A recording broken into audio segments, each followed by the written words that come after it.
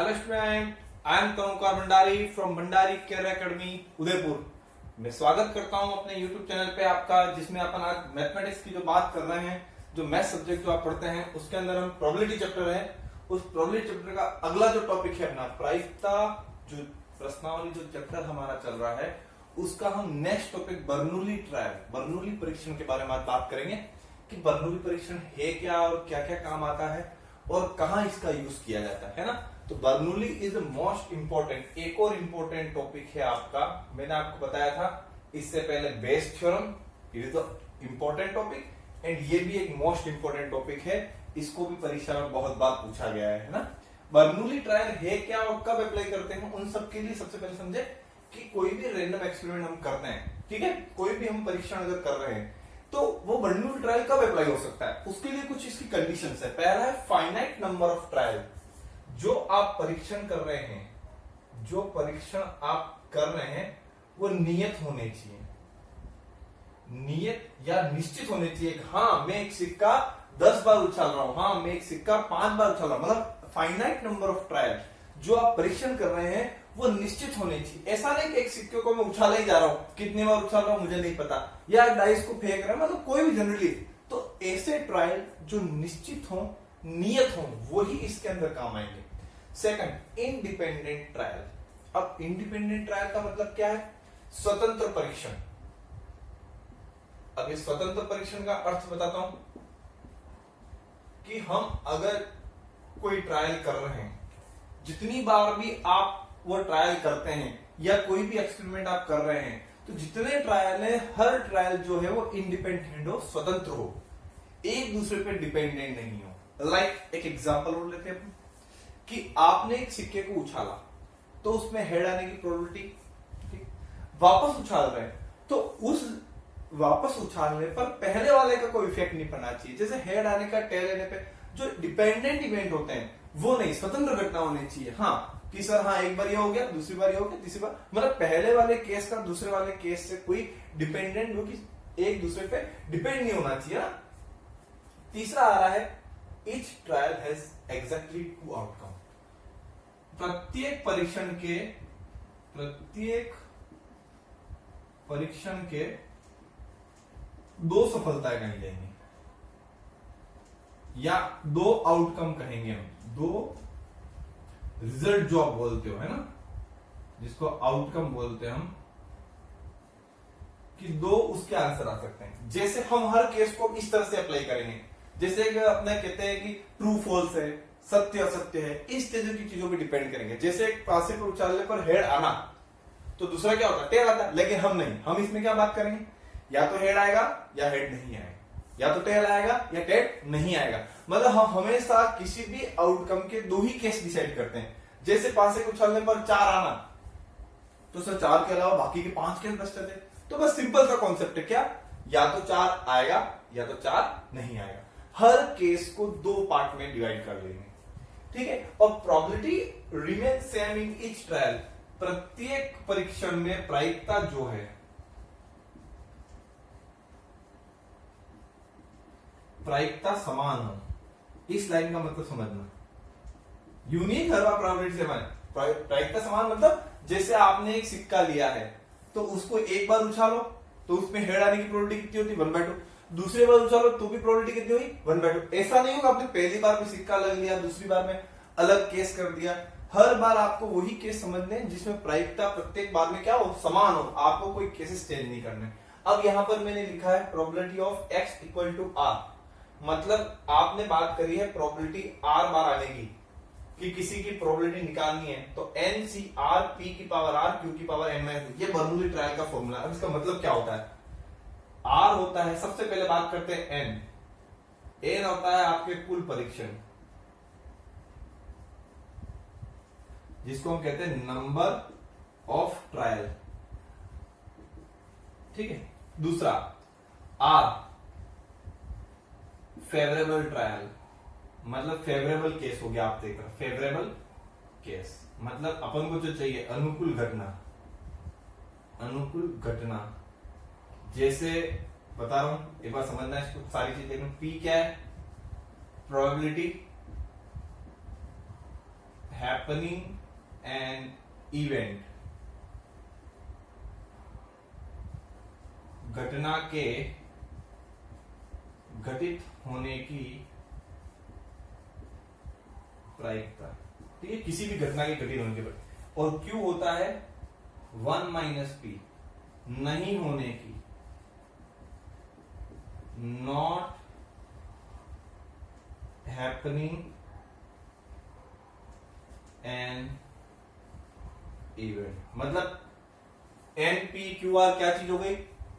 N होता है number of trial, कि कोई भी परीक्षण आप कितनी बार कर रहे हो, यह N है, और R है आपको कितनी बार आपको आंसर चाहिए। जैसे एक सिक्के को 10 बार उछाले तो 4 बार चित्त आना, 4 बार हेड आना, तो 10 बार उछाल रहे हो वो N ट्रायल हो गया, लेकिन 4 बार चित्त लाना तो 4 क्या हो गया आपका? R हो गया। अब P और Q क्या चीज है? P किसी भी चीज के होने की प्रायिकता और Q उसके नहीं होने की प्रायिकता। तो P पता हो तो 1 माइनस पी करके हम Q भी निकाल सकते हैं, ठीक है। अब कुछ और चीजें इसमें जरूरत में आएंगी, मैं 2-3 फॉर्मूले और बता देता हूं, उनको थोड़ा सा ध्यान रखना। एक होता है probability of x greater than r, या बोल सकते हो x greater than equal to r, मतलब आपको r की x की प्रोबेबिलिटी निकालनी है किसी इवेंट की r से ज्यादा। अब r से ज्यादा इसको आप ऐसे भी रिप्रेजेंट कर सकते हो, लेस देन r, और इसी प्रकार से प्रोबेबिलिटी ऑफ, अब इसका मतलब क्या है, कैसे होगा, इसका मैं आपको जो न्यूमेरिकल आएगा तब तो हम इसके बारे में, ये पर 2 चीजें स्टार में आप याद रखना कि इसको इस तरह से लिख भी सकते हैं हमारे क्वेश्चन को सिंप्लीफाई या छोटा करने के लिए। ये तो सारी चीजें हुई बर्नौली ट्रायल की, तो आप एक बार इसका स्क्रीनशॉट ले लीजिए, नोट कर लीजिए, अब फिर हम इसके ऊपर न्यूमेरिकल पढ़ेंगे, ठीक है बेटा। तो बेटा हम अब उस पे क्वेश्चन की बात करते हैं। अ डाइस थ्रोन 5 टाइम, एक पासे को 5 बार उछाला जाता है। कितनी बार उछाला जाता है? 5 बार उछाला जाए तो क्या ज्ञात करना है? पहला, 4 अंक आने की प्रायिकता एग्जैक्टली 3 टाइम, तो 4 अंक आए तथ्यतः 3 बार। पहले केस में क्या है कि 4 अंक 3 बार आना चाहिए, 5 में से 3 बार 4 अंक आए। इसमें क्या बोला है? 4 अंक कितनी बार? कम से कम 2 बार, कम से कम 2 बार। और तीसरा है 3 अंक आए कितनी बार? लेस देन 2 से कम, यहां पे एक बार लिखना 2 से कम, 2 से कम, है ना। और यहां है कम से कम 2, कम से कम 2 बार। समझना है तीनों चीजों को, फिर हम आगे बात करते हैं कि एक पासे को फेंका जाता है 5 बार, तो नंबर ऑफ ट्रायल कितने हो गए आपके? 5। अब यहां पे देखें 4 अंक आने की प्रायिकता। पहला केस मान लेता हूं 4 अंक आने की प्रायिकता, P इक्वल टू गेटिंग 4, तो 4 अंक आना, 4 अंक आने की जो प्रायिकता है वो आपकी हो जाएगी 1/6। क्यों? 4 कितनी बार होता है? 1 बार, टोटल कितने होते हैं? 6। तो Q नहीं आने की प्रायिकता 1 माइनस 1/6, 5/6। अब क्या कह रहा है? गेटिंग फॉर एग्जैक्टली 3 टाइम, तो R बराबर कितनी बार आना चाहिए? 3 बार। तो अपना फॉर्मूला क्या था? देखो ध्यान से, probability of x equal to R NCR P की पावर R Q की पावर n माइनस R। अब यहाँ अप्लाई कर देंगे कि प्रोबेबिलिटी ऑफ x बराबर कितना बोला है? 3, n कितना होता है? 5C3, P कितना है? 1/6 की पावर आपका 3, R कितना है? 5/6 की पावर 5 माइनस 3। अब इसको सॉल्व कर देंगे। 5C3, तो 5C3 को सोल्व करते हैं हम factorial 5 upon factorial 5 minus 3 upon factorial 3। ये तो इसका फॉर्मूला होता है ना। तो फैक्टोरियल 5 को 5 इंटू 4 इंटू 3 इंटू 2 इंटू 1 बोल सकते हैं। 5 में से 2 गया, 3 गया तो 2 इंटू 1, और फैक्टोरियल 3 को 3 इंटू 2 इंटू 1, ये कैंसिल हो गया। 2, तो आंसर है 10। ठीक है, तो ये आपका हो गया 10, ये हो गया 1/6 की पावर 3, ये आया 5 का स्क्वायर 6 का स्क्वायर। तो आप इसको ऐसा भी लिख सकते हैं 5 का स्क्वायर 25, 25 इंटू 10 250, 1/6 की पावर 5। एक और एग्जांपल है, 4 अंक 2 से कम, getting for less than 2, probability of x less than 2, 2 से कम, 2 से कम कौन हो गया 0, P1 दो ही हुए, P1 और P0, P0 मतलब एक बार भी नहीं आए, तो R बराबर कितना हो गया 0, और इसमें R बराबर कितना हो गया 1। फॉर्मूला वही लगेगा 5C0 P की पावर 0 Q की पावर 5 माइनस 0, इधर आएगा 5C1 P की पावर 1 Q की पावर 5 माइनस 1। अब इनकी वैल्यू रख देते, 5C0 ये हो गया 1, P 1/6 किसी की पावर भी 0 उसकी वैल्यू 1 ही आएगी, और Q कितना है 5/6 की पावर 5। इधर 5C1 अगर फॉर्मूले से खोलो तो ये आ गया 5P 1/6 की पावर 1 Q 5/6 की पावर 4। तो आपका आंसर आपको मिल जाएगा 5/6। 5/6 कितनी बार है 5, इसमें 5 बार है, 5/6 बिल्कुल, तो ये पूरा 2 टाइम ऑफ 5/6 की पावर 5, ये आपका आंसर आ गया।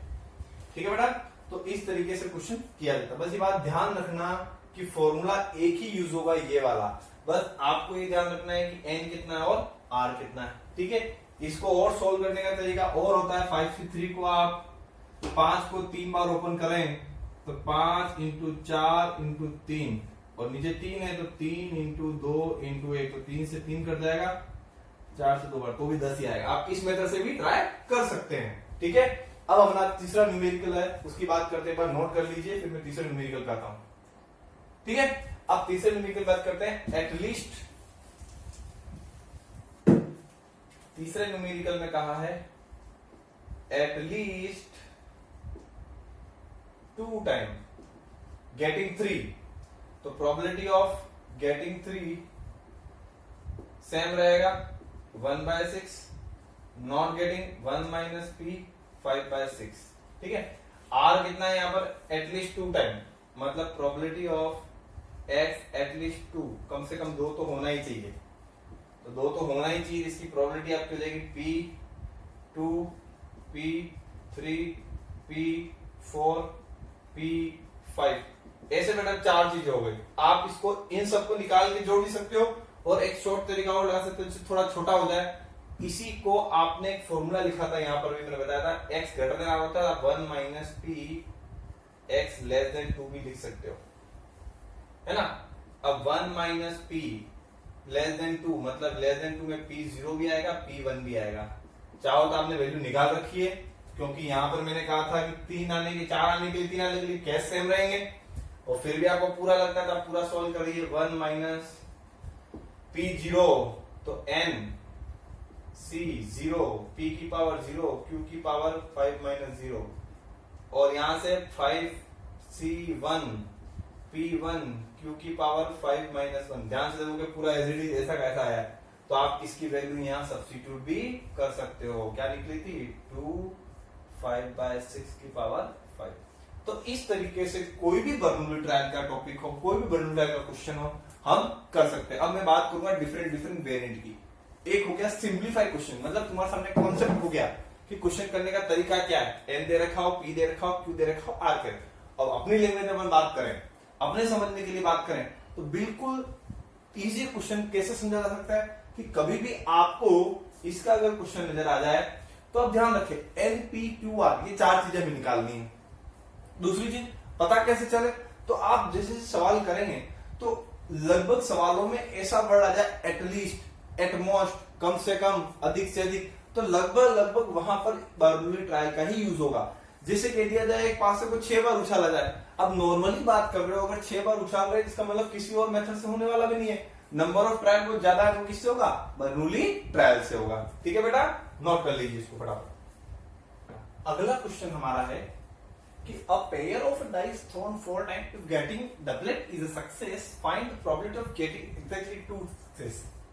मतलब 500 का अगर एक जोड़ा उछाला जाए तो 2 बार विक आने की प्रायिकता, हमने यहाँ पर कहा है कि डबलेट आना एक सफलता है, तो 2 सफलताओं की प्रायिकता बतानी है।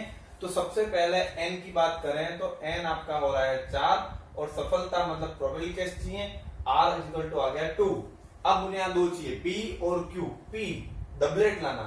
अब डबलेट क्या होता है, 1 1 2 2 3 3 4 4 5 5 विक अंक मतलब दोनों पे सेम, ऐसे 6 केस होते हैं, 2 पास से चला 6 होता है, टोटल होते हैं 36। तो कटने के बाद आएगा 1 बाय, और q क्या होगा 1 माइनस 1 बाय 6, तो आई कैन गेट 5 बाय 6। वापस समझे, पासे के जोड़े को 4 बार उछाला गया, तो n बराबर कितना हो गया 4। अब बात करते हैं n के बाद r की, मतलब कितने केस हमको चाहिए। इसने कहा है 2 सफलता आनी चाहिए, एग्जैक्टली 2 टाइम्स, तो r बराबर कितना हो गया 2। अब मुझे बात करनी है p और q की। p क्या होता है, किसी भी चीज के सफल होने की प्रायिकता है ना, किसी घटना के घटित होने की प्रायिकता p। तो सफल होने की कितनी होगी 6 बाय 36। क्यों हुआ सर, टोटल 2 पासवर्ड को उछाले तो 6 इंटू 6, पहले पे भी 6 दूसरे पे भी 6, टोटल कितने केस 36 हो जाते हैं। कैसे 1 1 1 2 1 3 ऐसे सब मिला के कितने होते हैं 6 6 तक 36 होते हैं। लेकिन मैंने डबलेट की बात करनी है, डबलेट कितने हो गए, विक कौन कौन से हो गए, 1 1 2 2 3 3 4 4 5 5 और 6 6, तो 6 बटा 36, तो ये कटने के बाद आया 1 बटा 6 और q क्या होता है 1 माइनस 1 बाय 6, तो आ गया। अब प्रोबेबिलिटी का formula, probability of NCR p की पावर r q की power n minus r। NCR n कितना है 4c2, p कितना है 6 की पावर आपकी आ गई 2, q कितना है 5 बाय 6 की पावर आ गई 4 माइनस 2। 4c2 को सोल्व कैसे करते हैं, 4c2 आपका गया 4 इंटू 3 अपॉन 2 इंटू 1, 4 को 2 बार बोल दिया तो बच गया 6। ये आप तुम्हारा आ गया 1 बाय 6 का स्क्वायर, 5 का स्क्वायर, 6 का स्क्वायर, 1 से 6 कर गया तो 25 बटे में 216, ये आपका क्या हो गया आंसर। ठीक है बेटा, इस तरीके से सवाल किया जाता है। ओके, नोट कर लीजिए। नेक्स्ट क्वेश्चन क्या है अपना, an experiment succeed thrice as often as it fails. Find the probability that in next 5 trial there will be at least 3 success. यदि एक परीक्षण किया जा रहा है, कोई भी ट्रायल हम कर रहे हैं, उसमें सफल होने की प्रायिकता असफल होने से तिगुनी है। मतलब हम अगर सक्सेस की बात करें, जो सफल होने की बात कर रहे हैं, वो फेलियर मतलब असफल होने से तिगुनी है। अगर मैं असफल को x मान लूं, ये तुम्हारा 3x हो गया, तो probability of success 3x upon 4x, तो इट विल बी 3 बाय 4। तो q कितना हो जाएगा 1 minus 3 by 4, it will be 1 by 4। तो हमने p और q निकाल ली, सफल होने की प्रायिकता और असफल होने की प्रायिकता निकाल ली। अब वो कह रहा है कि नेक्स्ट 5 ट्रायल में, सिंपल सी बात है, n बराबर वो कह रहा है 5 और r आपको बोला है प्रोबेबिलिटी ऑफ एटलीस्ट 3, कम से कम 3। तो probability of at least 3 will be px बराबर 3, px बराबर 4 एंड px बराबर 5, तीनों निकाल के ऐड कर देना है। तो NCR वाला फॉर्मूला अपना आप लिख सकते हो, प्रोबेबिलिटी ऑफ x बराबर r का फॉर्मूला होता है NCR p की पावर r q की पावर n माइनस r। ये फॉर्मूला यूज में लेना है। n कितना है 5c3, p की पावर, p कितना है आपका, p है 3 बाय 4, p की पावर आपकी हो जाएगी 3 और q की पावर हो जाएगी 5 माइनस 3 पहले के लिए। सेकंड के लिए 5c4, 3 बाय 4 की पावर 2, सॉरी 3 बाय 4 की पावर 4 और 1 बाय 4 की पावर 5 माइनस 4 और 5c5, 3 बाय 4 की पावर 5, 1 बाय 4 की पावर 5 माइनस 5। इसको सिंप्लीफाई करके लिखेंगे 5C3, यहाँ देखो rough copy RC, rough copy में अपन सोल्व कर रहे हैं। पहला 5 को 3 बार, 5 इंटू 4 इंटू 3, नीचे 3 इंटू 2 इंटू 1, 3 से 3, 2 से 2, 5 टू 10, तो ये आया तुम्हारा 10। इधर 3/4 की पावर 3 और 1/4 की पावर कितनी आ रही है 2 प्लस 5C4, तो 5 4 3 2 और 4 3 2 1, 2 और आ गया, 2 कट गया, कितना बचा 5। 5C4 को सोल्व करोगे 5 आएगा। अब कर सकते हो, कोई दिक्कत नहीं। 5 4 3 2 5 के बाद 4 3 2 1, 4 3 2 4 3 2 कट गया, 5 बचा। यहाँ 3/4 की पावर आपकी आ गई 4 और 1/4 की पावर आ गई तुम्हारी 1, और लास्ट है 5C5 1, 3/4 की पावर आ गई 5 और 1/4 की पावर 0। चाहो तो कॉमन निकाल के सोल्व करना, सोल्व कर दो। चाहे आपको लग रहा हो कोई चीज सोल्व हो सकती है, देखो 3 और 2 5, 4 और 1 5, मतलब 1/4 की पावर 5 तक तुरंत बाहर निकाल दो, पहली चीज। ठीक है, 3 की पावर 5, 3 की पावर 4, 3 की पावर 3, तो 3 की पावर 3 भी तुम बाहर निकाल सकते हो। तो अंदर क्या बच जाएगा, यहाँ पे देखो ऊपर 3 की पावर 3 तुमने बाहर निकाल दी, तो 3 की पावर 3 निकल गया, 4 की पावर 5 निकल गया, पूरा का पूरा निकल गया, केवल 10 बचा। इधर 5 तो बचा ही है, 3 की पावर 3 तो 1 3 बच गया, प्लस 4 पावर 5 पूरा निकल गया, ये पूरा आ गया, तो आ गया अपना 3 की पावर 3/4 की पावर 5 इंटू 5 से 15 तो 25 26 26, तो आपका आंसर आ सकता है 27 इंटू 26/4 की पावर 5, ये आपका आंसर। ये 4 की पावर 5 है, 45 मत कर देना, है ना। तो इस तरीके से क्वेश्चन किया जा सकता है ना बेटा। तो पहले समझना पड़ेगा क्वेश्चन पूछा क्या और किस तरह से अपन को क्या क्या चीजें पूछी है। बस तरीका एक ही, पूरे चैप्टर में ये फॉर्मूला अगर कंप्लीट कर लिया तो आपकी ये एक्सरसाइज भी अच्छे से हो जाएगी। तो इसके आगे हम जो पढ़ने वाले हैं उसके अंदर भी इसका बहुत सारा यूज है, इसलिए ये सबसे ज्यादा इंपॉर्टेंट है ना बेटा। नोट कर लीजिए इसको फटाफट। अगला क्वेश्चन है how many time a man toss a coin, एक सिक्के को कितनी बार उछाला जाए, एक सिक्के को कितनी बार उछाला जाए, है ना। How many time a coin will be toss so that probability of having at least one head, कि कम से कम एक बार, एटलीस्ट वन हेड, कम से कम एक बार चित्त आने की प्रायिकता, की जो प्रायिकता है, जो प्रोबेबिलिटी है, मोर देन 80%, 80% से अधिक हो। मतलब एक सिक्के को हम कितनी बार उछालें कि कम से कम एक बार चित्ताने की प्रायिकता, एक कॉइन को हम कितनी बार टॉस करें। तो अपन मान सकते हैं मैंने उसको n बार उछाला है ना। तो उसने कहा है कि सिक्के को तुम कितनी बार उछालो कि प्रोबेबिलिटी ऑफ एटलीस्ट, कम से कम एक बार आने की प्रायिकता जो है, एटलीस्ट वन, कम से कम एक बार आने की प्रायिकता मोर देन 80% हो।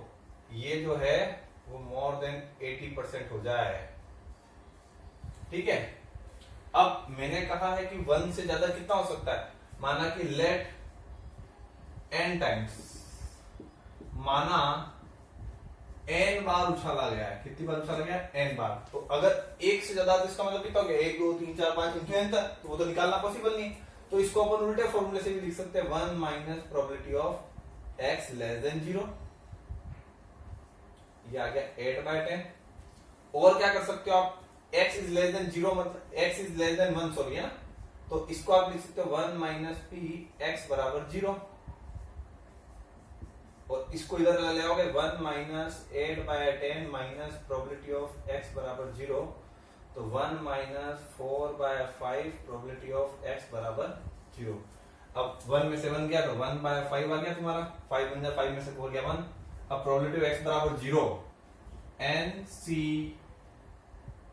0, p की पावर 0, q की पावर, या p की पावर आप कह रहे हो कितनी बार 0 है, 0, q की पावर n माइनस 0।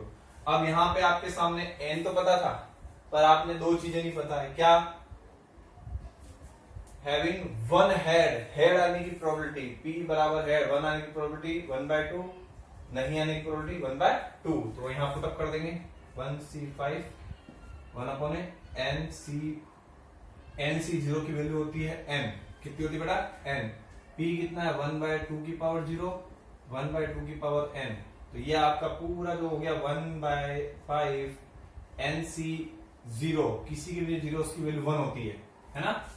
जैसे अपन 5C0 होती है 1 ही कहलाएगा, मतलब जिसके नीचे 0 है NC0 इसकी वैल्यू होती है 1 और NC1 इसकी वैल्यू होती है n। ये बात थोड़ी सी याद रखना कि जरूरत पड़ जाए कहीं। तो ये 1 हो गया, अपने पास बचा 1/2 की पावर n, तो उसको उधर भेजूंगा क्रॉस मल्टीप्लाई, तो 2 की पावर n ग्रेटर देन 5। अब n के किस मान के लिए कंडीशन सही है, जैसे n बराबर में रखता हूं 1, n बराबर मैंने रखा 0, n बराबर में रखा 1, n बराबर में रखा 2, तीनों चेक करते हैं। तो 2 की पावर 0 ग्रेटर देन 5, सही है गलत है, गलत। 2 की पावर 1 ग्रेटर देन 5, सही है गलत, गलत। 2 की पावर 2 ग्रेटर देन 5, सही है गलत, गलत। तो n बराबर 3, 2 की पावर 3 ग्रेटर देन 5, ये राइट है। तो it will satisfy only n बराबर 3। तो कितनी बार, कम से कम आपको कितनी बार, 3 बार तो उछालना ही पड़ेगा, ठीक है बेटा। इस तरह के सवाल होते हैं, कभी 80% है कभी 90% आ जाए, पर तरीका करने का पूरा यही रहेगा, ठीक है। नोट कर लो इसको और समझना। एक बार फिर से समझा देता हूं, लैंग्वेज ध्यान रखना। एक सिक्के को कितनी बार उछाला जाए, how many time a coin will toss, मैंने कहा n बार, तो n पता लग गया। PQR और चाहिए, तो आप अगर बात करें हेड आने की तो प्रोबेबिलिटी होगी P बराबर 1/2, नहीं आने की 1/2। आपके पास NPQ तो हो गया, R चाहिए एटलीस्ट 1 हेड, कम से कम एक बार हेड आने की प्रोबेबिलिटी, तो कम से कम एक बार हेड आने की probability not more than 80%, is more than 80%, तो 80% से ज्यादा होनी चाहिए, 80% से ज्यादा, इसलिए साइन इधर लगा दिया। अब इसको हम इस तरह से लिख सकते हैं, x इज लेस देन 1 मतलब 0 इधर आया और 8/1 इधर चला गया, इसको सॉल्व किया तो हमें कैलकुलेशन से ये मिल गया, ठीक है बेटा। तो इस तरह से आप इसको नोट कर लीजिए फटाफट। अगला क्वेश्चन क्या, a die is thrown again and again until 3 6 are obtained, मतलब एक सिक्के को, एक पासे को तब तक बार बार उछाला जाता है जब तक उसमें 3 बार 6 नहीं आ जाते हैं ना, मतलब 3 बार 6 आएंगे हम पासा उछालना बंद कर देंगे। कुछ समझ में आया, यहां से समझ में आया। एक पासे को बार बार 3 बार 6 आने तक उछाला जाता है ना। तो एक पासे को 3 बार 6 आने तक उछाला जाता है, ठीक है। फिर फाइंड द प्रोबेबिलिटी, प्रोबेबिलिटी निकालनी किसकी, प्रायिकता ज्ञात करो, किसकी, obtaining the third 6 in the 6th throw of a dice, की प्रायिकता ज्ञात करो कि तीसरा वाला 6 जो है, तीसरा 6 छठे उछाल में आए। ये थोड़ा सा समझना